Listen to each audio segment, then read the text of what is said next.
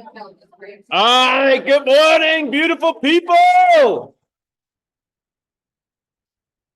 It is a rambunctious crew this morning. Must be the sugar and the hot chocolate. But hopefully everybody's having a great start to their Tuesday, December 19th. It's a beautiful day. Below 32 degrees. We could use a little snow. Here we go. All right. So we got a lot of stuff for you today. A couple things. One, I'm going to quickly go through November results, year-to-date stuff. Lindsay has some really, really great tech and marketing stuff I think you guys should pay attention to. Why? Because automation is the new form of hustle. Automate. And there's some really cool stuff that she has coming down the pike for you guys. And then I'll give you some training and education, and then I'm going to go what I believe to be a deep dive. We'll see how long it takes into what I believe to be a crystal ball into 2024 as to what I'm seeing in the market. And you're going to see a Frankenstein presentation of someone who consumes content constantly. And so I'm pulling together a variety of different sources and things that I've leaned on over the last 6 months to try and give you guys my personal and only my personal prediction as it relates to what it is I think we're heading into in 2024. Sound good? Beautiful. So with that, jumping right into it, mission, vision, values, beliefs, and perspectives. I think anytime that we do awards or celebrate folks for the success that they had in November, and there's some really cool names on the list in November, it all comes down to, within our belief system, success results through people. And as an organization, none of it happens unless we help you be successful, and we understand that it all has to happen through people. And so it's just always a good reminder for me when we do the awards as to the purpose behind the awards and the purpose and how we connect it to our belief system, and success results through people. So one of the other things that I thought about that I have not done a really good job in 23 is every single year for the last, 5 or 6 years, I give folks a phrase of focus, things that I focus on throughout a year. And I'm kind of wrapping a bow on 23 because it's our last team meeting of the year. And I look back, if I look back across the year as an organization, sometimes you have to take stock in where it is that you were and where it is that you were headed based on the dynamics that were at play. And I think, the dynamics at play are this: the market was down 20% this year. Yet as an overall organization, and success results through people, like as an organization, we were up. And I think back to some of the levers that we pulled and some strategic moves that we made, like there was not without change, it was not without challenge, it wasn't without risk. But as I thought about the phrases of focus in 23 and kind of honing in on them, I thought to myself, we stayed true to who I said that we would be in 23. One, today is day one. And if you remember eons ago, I talked about how every time Jeff Bezos writes his letter to shareholders, he talks about today is day one. And every time you wake up, you have to attack your business like it's day one. You have to take risks like it's day one. You have to make investments like it's day one. And if you continue to have a day one mindset, you'll continue to charge forward no matter what the market did. And I think that we accomplished that in 23 as an organization. Two, you have to be consistent as to who you are. You have to be consistent as to who you are. And three, you have to be curious.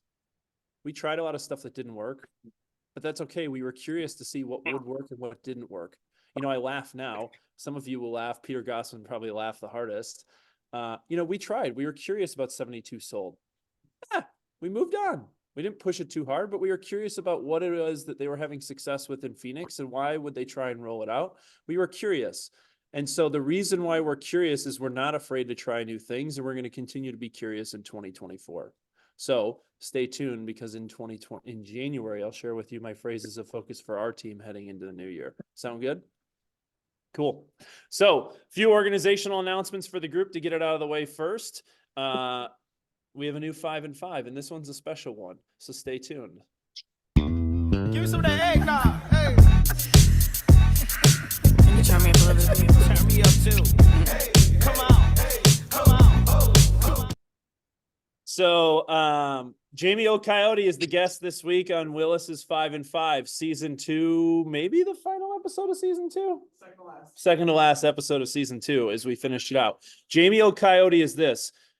an incredible woman, an incredible mom. You should get to know her. She is always willing to give back to others. Oftentimes when agents begin their first hire, they come to me and said, who should I connect people with? And I said, the first person out of my mouth is I said, go visit with Jamie Old Coyote because she's willing to pour into people. So if you haven't met her, tune into Willis's 5 and 5 this week with JOC. It was so good. Willis wanted to do it again. Give me some of that eggnog. All right. The other thing is, if you moved, again, I feel like I have to say things 9 times before it sticks with this group. But if you moved in 2023, we need to know about it so we can get you everything you want in order to write off the stuff for your taxes. You need to know what your income is. You need all your reports. All of that starts coming out mid-January. And if you moved, we need to know so that we have it properly recorded and we can get you the information so that you're not calling us on March 14th asking, holy shit, I still have to do my taxes. I need all my reports. It happens every year. So if you moved, please let us know. All right, November 2023 year-to-date and results. Here we go. Home Run Club, 1 listing taken, 1 contract written, 1 contract closed. Here's the coolest part about the group in November. I've looked back over November 22 and November of 21. This is the largest group we've had in November of any given year as it relates to a home run club. And the beauty of it is, as an organization, but in both North Shore, Tosa, and Lake Country, all 3 locations, we had the best November ever in company history. You know how I know? Yeah. The reason I know that to be true is many of you had 1 listing taken, 1 contract written, 1 contract closed. So for the group that was in the Home Run Club in the month of November, congrats. Here we go, $1 Million Month Club in the month of November. Typically in the month of November, this is a 1-column line. It's about 10 to 15 people. To see 2 columns, about 20 to 25 people on here, incredibly awesome. It means a ton of you were engaged. For 115 of you were in bold. We're already starting to see the results and the fruits of your labor show up because here's what I know. Many of our peers take off between basically Thanksgiving until the new year. And guess what happens? There's about 1,000 to 2,000 deals that pass them by while they're sitting around drinking their eggnog. Okay.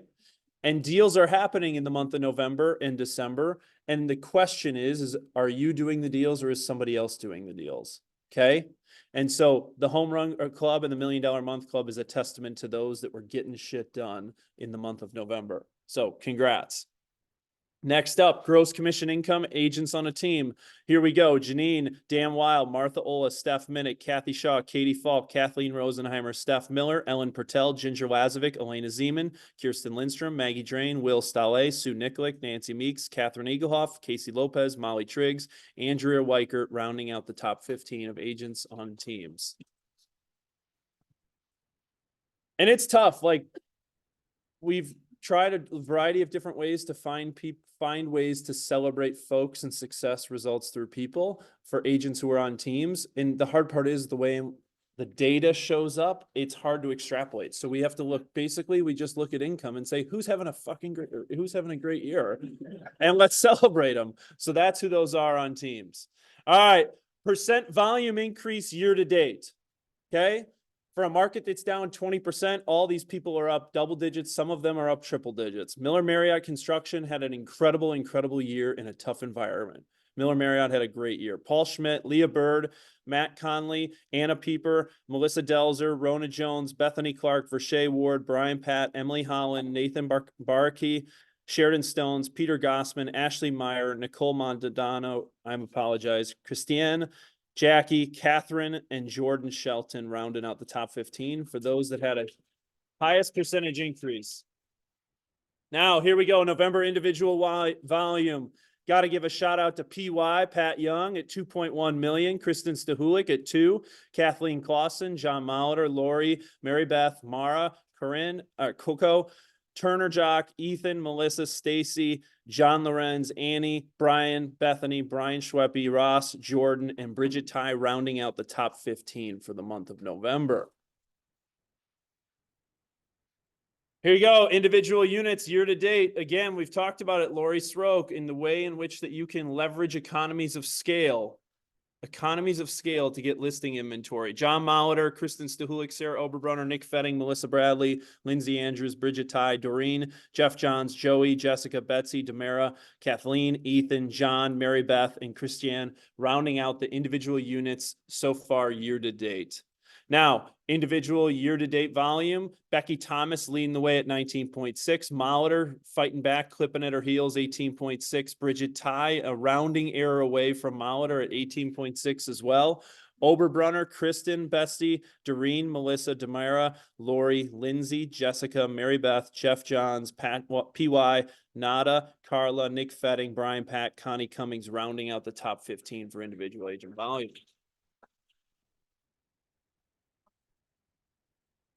I stand corrected, top 20. My apologies. All right, November team volume. JSG leading the way at 10.3, FRG 8.6, SRG 6.9, Team Trimble, Desties, Gallagher, Lake Country, Double Bolt, On Point, Cluster, Fernwood, Duval, Root River, Fair Hinton, Enlighten, The Wilds, A Key Home, Moan, Miller Marriott, Nancy Brennan, and Thrive Realty Group, rounding out the top 20 in the month of November. All right. Year-to-date units, here you go. Market gives you volume. Agents control their units. JSG, FRG, Root River, Stalle, On Point, Duval, Miller Marriott, Fernwood, Pluster, Nicollet, Fair Hinton, Desties, Team Trimble, A Key Home, Thrive, Enlighten, Double Bolt, Levine, Champagne, Gallagher, and the Wilds, rounding out the top 20 year-to-date units. And 11 months into the year, here we are, team volume year to date. JSG, FRG, Stalle, Gallagher, Team Trimble, On Point, Duval, Double Bolt, Fernwood, Miller Marriott, Dusty's team, PPG, Root River, Nicollet, Fair Hinton, A Key Home, Enlighten, The Wilds, Thrive, and Kindred Real Estate team, rounding out the top 20 so far. 11 months in. So stay tuned. We won't give you December, and we won't see, especially for the individual agents where there's a tight grab. We won't give it to you for December because Willis, Britt, Caitlin, and the rest of the group is planning a very special awards ceremony for you end of January, early February, where we can celebrate a handful of folks. And we will put together probably the best. Last year, probably the best part of the year for me was the peer-to-peer awards that people gave to each other. So stay tuned for that come late January, early February, as we are in the planning processes of what that looks like. All right, Vranic, automation, enhance your agent sites with custom pages and landing pages. What do these guys need to know? All right, good morning, everybody. So just because it's the end of the year does not mean Keller Williams is taking any time off and slowing down with any feature enhancements in Command. So they just released last week a new version of custom pages, and landing pages are back in the game for your agent websites in Command. So if you guys remember, back in September, Keller Williams rolled out the new upgraded agent websites. Well, with that, they kind of got rid of landing pages. They got rid of custom pages. Now they're back. They're better than ever. So you now have the ability to create a custom page and create a landing page directly on your kind of homepage of editing your website.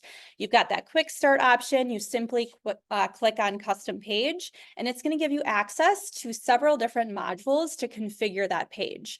You've got rich text, stat lists, testimonials, videos. One of my favorites that I'm super excited about, you can now embed HTML and iframe code.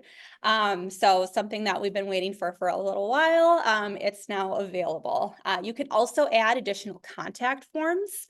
And they did add in some, a couple of pre-made custom pages. So one is a mortgage calculator, and then the other one is why you should work with Keller Williams. So it's got some great content in there. They're completely built out, ready to go to add into your website. A couple examples here just of a landing page. So just to show you guys what that looks like, maybe if you want to embed, you know, like a Google form that you created, but you can customize that header with a different image, add in a different title, add in any text that you want, but there's how that iframe code works. So that's just one example, and that's a landing page. Mortgage calculator, so completely built out. You don't have to touch this. It's just built out. You click add and that's it. And then the why work with Keller Williams. So again, it's got content, it's built out, it's ready to go. You can tweak it. You can make edits to this and add in your own content if you so choose.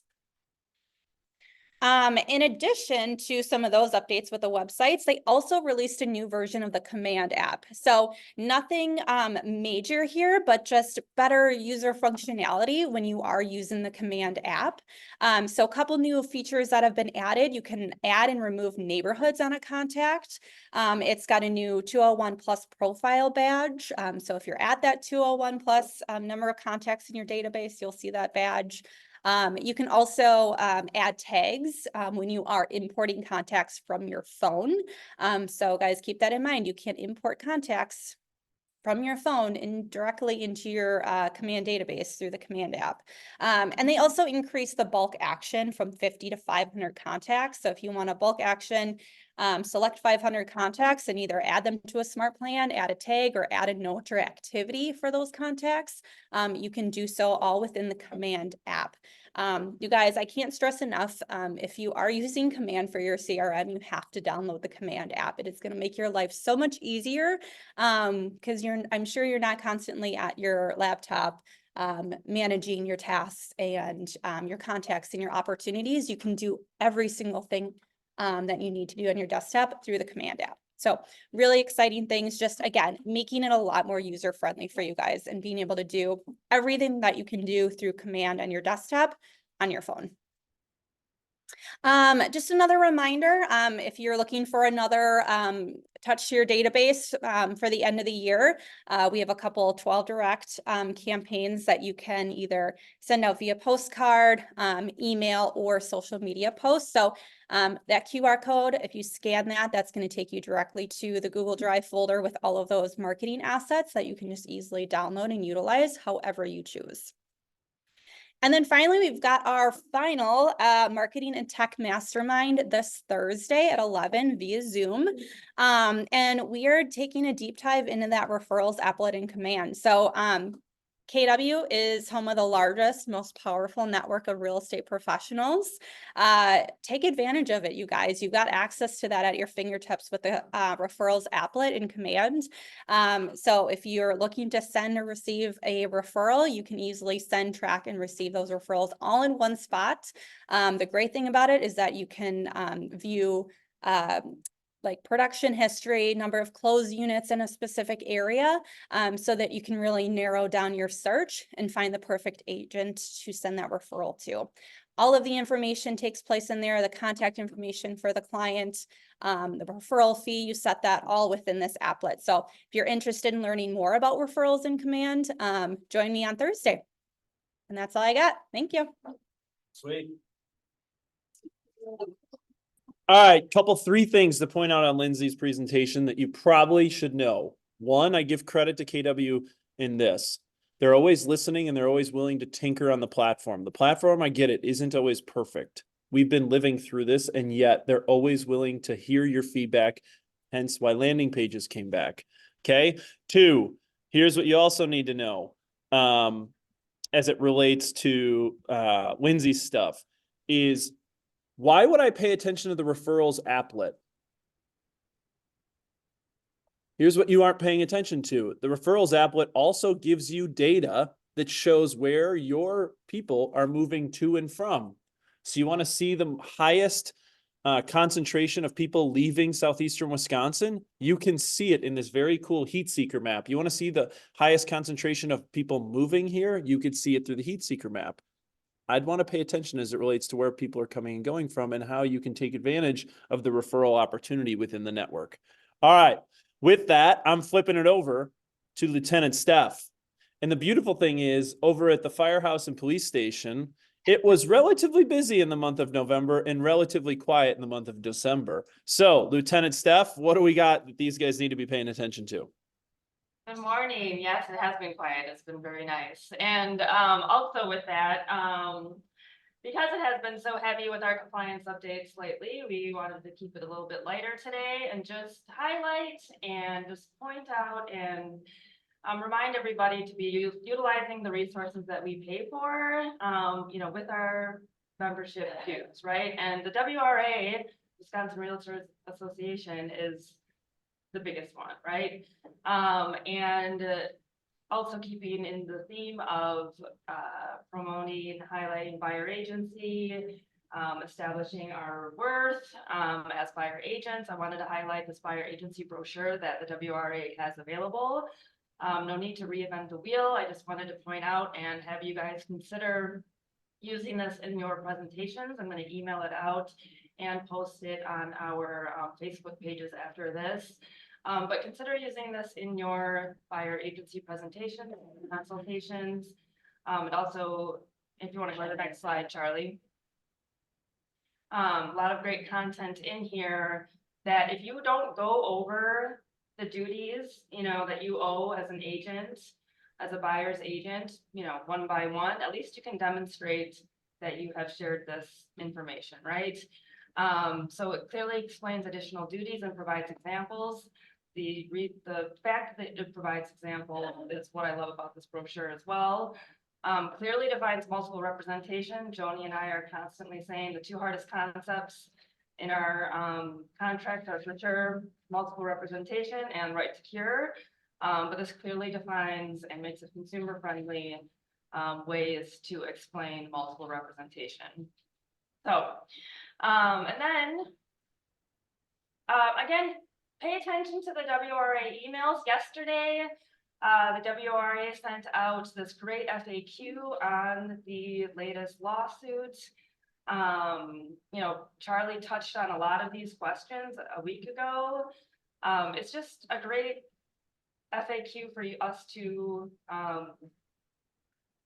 look at, right? And have an understanding of what is going on and better ways to explain it to our consumers, put our minds at ease as it relates to the lawsuit. So then the hot tip library, all of the questions that you guys have, I'm sure has been asked before, and making sure that you guys remember that the legal hot tip library is available to you as well. A lot of great content in there, and a question that you have, I'm sure has been answered in this hot tip library. Then with that, so this is where our dollars are going with the GMAR dues. After January 1st, if you have not paid your GMAR invoice, $225 will be added. So please make sure there's 9 of you in the Lake Country office who have not paid, 44 of you in the North Shore and JSG team who have not paid, and another 9 of you in the TOSA office who have not paid. We want to save you guys money. Please make sure that you are making that a priority this week. That's all I got. So there's 70 people across the 3 locations that haven't paid their dues. Come January 1st, I will guarantee you someone is going to raise their hand and say, hey, my MLS turned off. Why did it turn off? Pay your dues, get it done. The other thing, one other comment, like I know, I don't know, this is probably getting maybe a little opinionated, but I know that there's a lot of opinions on NAR. Good, bad, or indifferent. People can have an opinion. I will tell you, I think the WRA is one of the best run organizations. They provide a ton of resources. They are very proactive in trying to help you and elevate our industry. I think the WRA is an incredible organization and they do a lot for our industry. So I just wanted to go on the record to say, like, they're great people working on your behalf to make sure that we continue to do what we need to do. Cool. All right. Now I'm taking it over. Here we go. Upcoming trainings and events. We talked about Bold last week, an incredible group of folks. I firmly believe the 115 who graduated are a big reason why we've had continued success as an organization, results, success through people as we head into November and December. All right, December. Outside of Lindsay's marketing masterminds, we are starting to wrap it up for the year as it relates to activities until January of 24. Couple things to point out. Offices will be closing Friday at noon. If you need to access an office, you have access to a fob, but please make sure that you know, or if you have any client meetings, you can totally use them. It's just we're giving our leadership team a little bit of a head start heading into the holiday weekend. So offices will be closed at noon. The other thing that's important is we made the decision to give, with December 24th being a Sunday, we gave the decision to give the team off on Tuesday, December 26th, so that while people are enjoying their Christmas dinner with their families, that they weren't expected to be here at 8 a.m. on Tuesday morning, as that would be a rough Tuesday morning for many. So just please note and plan ahead that, again, you have access to the offices 24 hours, 7 days a week with your fob. But the offices will be closed on Tuesday, December 26th, and we will then roll into Wednesday, Thursday, Friday of the following, or that week, servicing you as we would. And then the following week, as it relates to heading into January, the office is closed obviously on Monday, January 1st, and then there is no team meeting on Tuesday, January 2nd. So the first team meeting coming back into 2024 will be Tuesday, January 9th. Cool? Don't sound so excited, guys. All right. The other thing is Ignite's back. I think, what do we got? 40 people already? Maybe 50, 60? 60 people registered. A variety of people, not only new people, people who've been in this business for a while, and they want to understand diversity of thought and diversity of approach of what makes these people incredibly successful. If you're thinking about taking it, you should. If you're thinking about it, you should. If you're thinking about it, you should. So Ignite, we're hosting it in the North Shore. We're rotating it around. It'll be the month of January. Jump in. I'm incredibly stoked and excited for you guys to hear from really, really talented folks that want to pour into you. And you don't have to be new in order to attend Ignite. That's the best part. What makes Jay successful in his listing presentations? What makes Mark Smith incredible? What makes Kathy Shaw awesome in open houses? What makes Mackenzie Brogan tick? Like, all that stuff is available to you in Ignite, and it is the month of January. So jump in. How much does it cost? Oh, it's free 99. Thank you for asking. It's free. It's free. There's nothing. It's people pouring into people because someone did it for them when they got started. Right? All right, we've talked a little bit about family reunion. I think last count was 72 people have signed up within southeastern Wisconsin that plan on going. If you want to go, let's rock and roll. Listen, I will tell you, I think family reunion is the best event that Keller Williams holds. Why? Because it is the a la carte menu of what it is that you want to get out of the event is what makes it great. And the network you can build from it. I use Julie Litkin as a great example. Julie Litkin went to Anaheim with us a couple years ago. She made enough money in referrals that she made through the network of people she connected with to pay for her to go to the family reunion for like the next 4 or 5 years. It was insane, just because she was intentional about the network she was trying to build while there. So there's a variety of ways in which that you can benefit from the attending family reunion. All right. So I'm going to give you a little bit of an insight as to what's going on within our market. Okay. Based on 11 months of the year. And guess what? 11 months of the year is basically what you're going to see for the year, because December doesn't really add enough to really change the trajectory of the way the year went. So I'm going to give you what I'm seeing right now as it stands today of what's going on in our local market. And then I'm going to give you some trends on a macro level that I've been paying attention to and been talking or speaking to. And then I'm going to give you my crystal ball at the very end as to what I think will go on in the market. Okay. So for the last couple of months, I've been preaching this theme: is the market stabilizing? Is the market stabilizing? Is the market stabilizing? Okay. And here's the way in which that I know that it is. If you look back, these are the lead metrics that we pay attention to: listings taken units, contract written units on the buyer's side. Both of these things. If you can't get inventory to the market, you can't close deals on the market. And we've been following this really, I mean, this data, I go back to like 2018, 2019. I'm just trying to give you the last 9 months. You can see how March through July, you know, if listings takes are down 27%, what do you think is going to happen with closed units the following 30 to 60 days? They're down 25 to 30%. And then we saw an interesting trend start to happen in August. And listings taken units, again, could have been an anomaly, but it wasn't. Went from down 20%, mid 20% for the following 5 months to down 4%. And I said, whoo, interesting. Buyer side contract written units went from down mid 20% to down 13%. Huh, interesting. But it always takes time for that to show up from a closed units perspective. And I always say 1 month is an anomaly, 2 months is a trend. So September, we saw a similar trend, down 4% on listings taken, down 11% on buyer side contracts written. Then all of a sudden we saw the trend start to show up on closed units, because October was only down 5% when we had seen for the last 6 months anywhere down 30 to down 20. And I was like, whoo, I like that.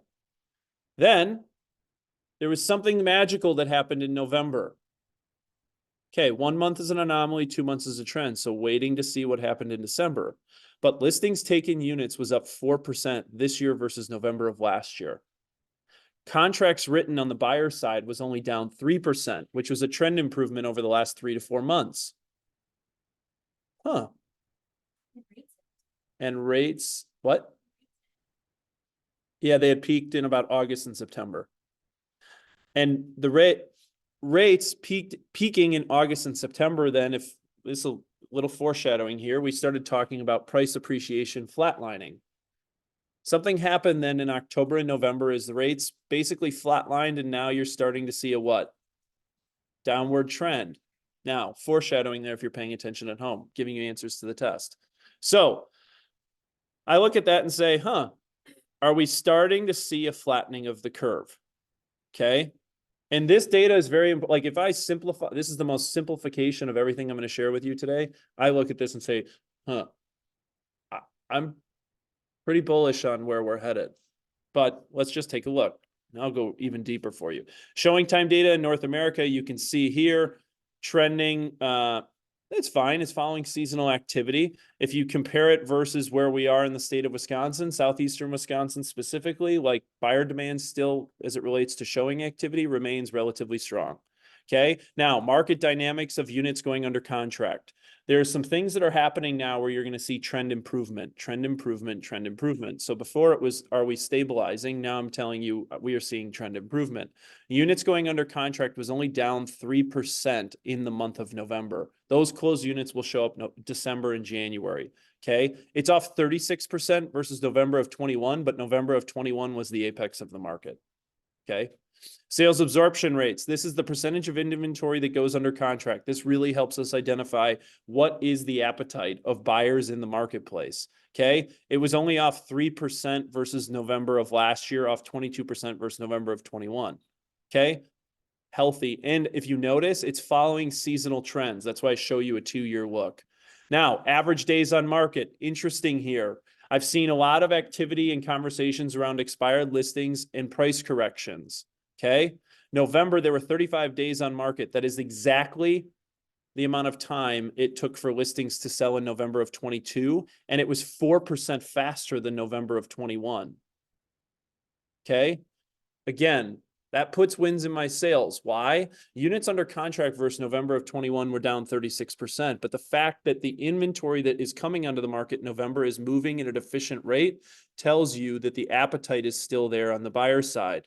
Hint, hint, you'll see that when we show you the trends as it relates to pricing, a price appreciation. Months of supply inventory, 2.8 months. It's basically flat versus last year where we were. Again, we see these seasonal spikes in November. It is what it is. November inventory units. This is the most exciting data, up 4%. We had 71 more listings come to the market in November of this year versus November of last year. Only off 12% versus November of 21. Mind you, that's pretty good. Down 12% versus 2 years ago is pretty good considering it was the apex. And the fact that we're up this year versus last year, very positive news as we head into 24. Expired listings. We saw a spike in August and September, interestingly enough. And now in November, it was basically flat versus prior year. You will see a spike in inventory of expired listings in December because of the December 31st contracts that come up. That happens every year from a seasonal standpoint. Okay, total inventory. There's basically no change this year versus last year. So my theme of stabilization and trend improvement is showing up within the data. Okay. Now, this is the interesting thing, and this is where I was telling you to pay attention. In August and September, my question was, are we starting to see prices flatline? And we saw that with the continued rate hikes that we saw. Okay. Impacts on pricing as we got into October and November are almost identical. This tells me there's a trend. In November of this year, average was up 9.5%. Median was up 7.4%. Both trends are significantly improved versus where they were in August and September. August and September, they were up 3 or 4%, which is why I was saying, are we starting to see the peak on the market as it relates to pricing? So price appreciation gains up high single digits 2 months in a row coming out of August and September where they were flatlined. Okay. Price per square foot, very similar, up 12.6% in November this year versus last year on a price per square foot basis, up 22% versus November of 21. So prices now, all of a sudden what happened was more inventory came to the market. The buyers are starting to settle in with where the rates were. We did see some softness in rates in the month of November a little bit, and even more as we got into December. And what started to happen again? The engines started firing up. It's amazing how that happens. The engine started firing up. So what are the macro trends I'm paying attention to as we head into 2024? This is a bit of a Frankenstein presentation from a variety of sources, but these are the things I think are important heading into 2024. One of the things I've talked to you guys about is it relates to home price change from the onset of COVID. So 2020, Q1 of 2020 to Q2 of 2023, many of you have had buyers who said, did I buy at the peak of the market? So from Q1 of 2020 to Q2 of 2023, on average in the state of Wisconsin, it's been a 43% price appreciation gain. 43% in average across the state of Wisconsin, okay? Something to pay attention to as it relates to the equity gain a lot of people have had on their balance sheets. Now, unemployment rates now going into the labor markets are also in an all-time, relatively all-time low in the state of Wisconsin. Okay, southeastern Wisconsin, very, very strong economic activity. The M7 and a variety of other organizations have done a really nice job attracting businesses to southeastern Wisconsin that puts people to work. Okay, really, really positive as it relates to continued demand forces at play in our market. Now, mortgage market context. I shared this with you guys back in January and February. 71% of households in the state of Wisconsin have a less than 4% interest rate. The prediction was it was going to create an inventory headwind. People will be reluctant to put houses into the inventory pool. Yes, that's true. And guess what happens? Life events happen, and they can only wait so long. You're starting to see that now with inventory going up. Okay. The other thing we talked about back in January and February is a third of homes in Wisconsin don't have a mortgage, and the average seller is extremely well-qualified buyer if you just look at the average FICO credit score in the state of Wisconsin. So people financially are in very good positions. They've gained a ton of equity. Equity's up 43% since 2020, okay? It could create, again, will create conversations for you as it relates to how you manufacture listings.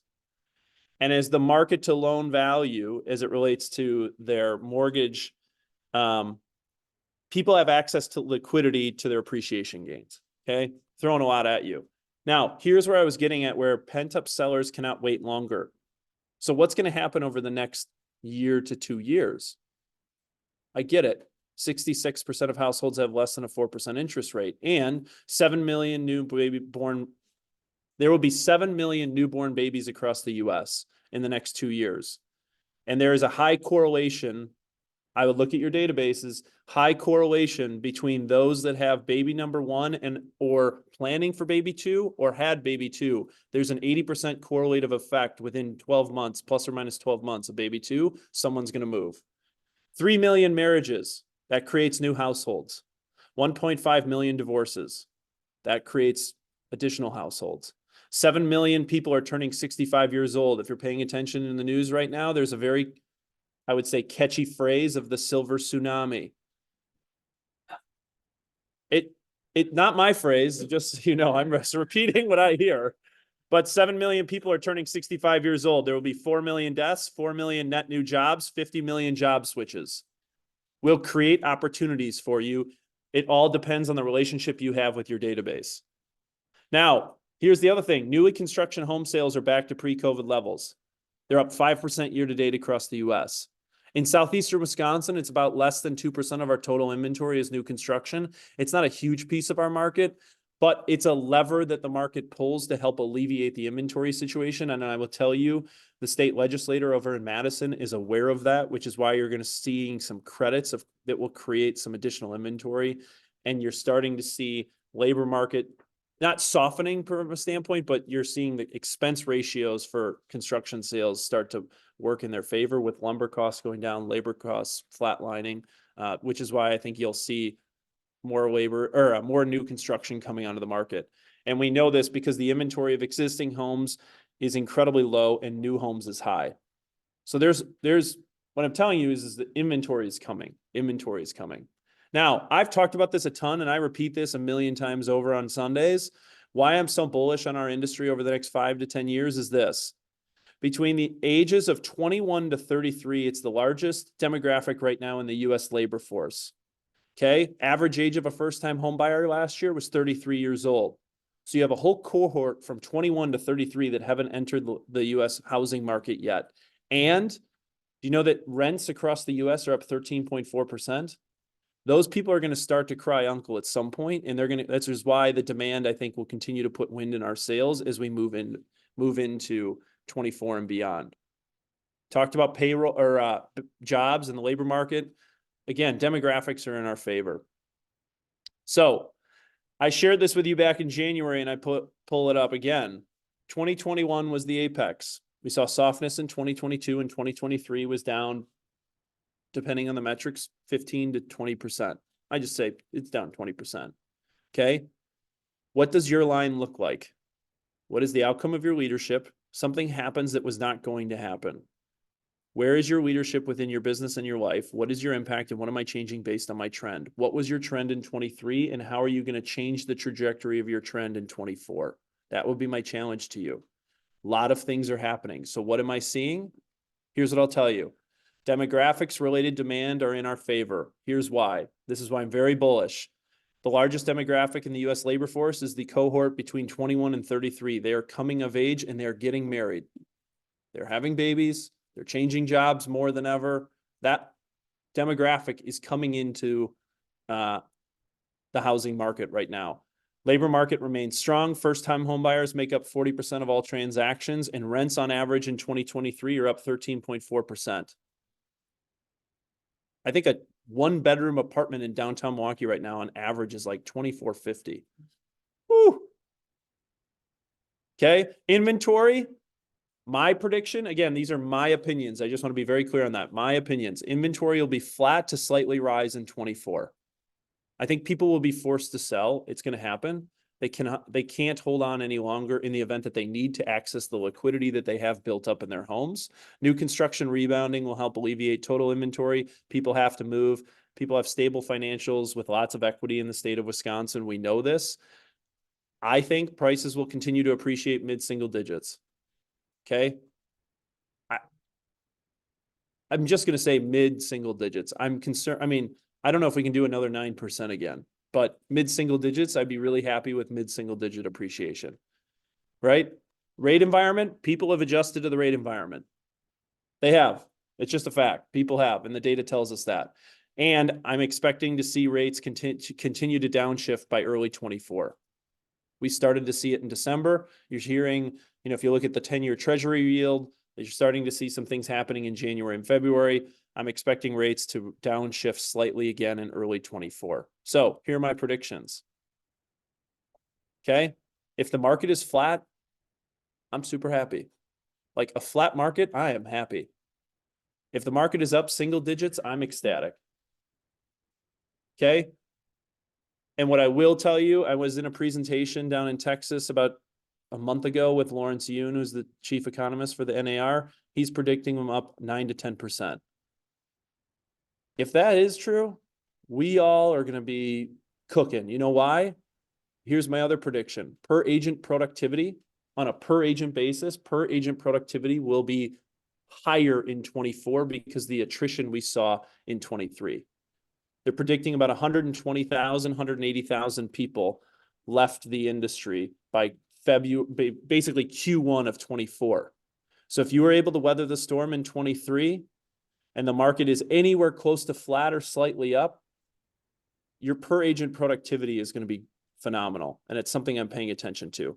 I'm not nearly as bullish to make a bold prediction to say it's going to be up 10% like Lawrence did, but that's just where my mindset is at going into 24. Flat, I'm happy. Up single digits, I'm ecstatic as it relates to the tide that we're seeing. Cool? So here's my reminders for you as you head into the holiday season. One, you are resilient. Many of you have been through this before. If you're still sitting here in December of 23, you made it. Okay, now it's time to put the bootstraps on in January and get to work. Okay, 2, I've always said this to many of you, you're not in it for a great year, you're in it to build a great career. You're in it to build a great career. And I'm going to give you a little hint as to one of my phrases in 24, time to chop wood and carry water. All right, there you go. Those are my predictions for 24, guys. Thanks for showing up. It's an honor and a privilege to serve you guys every day. Oh.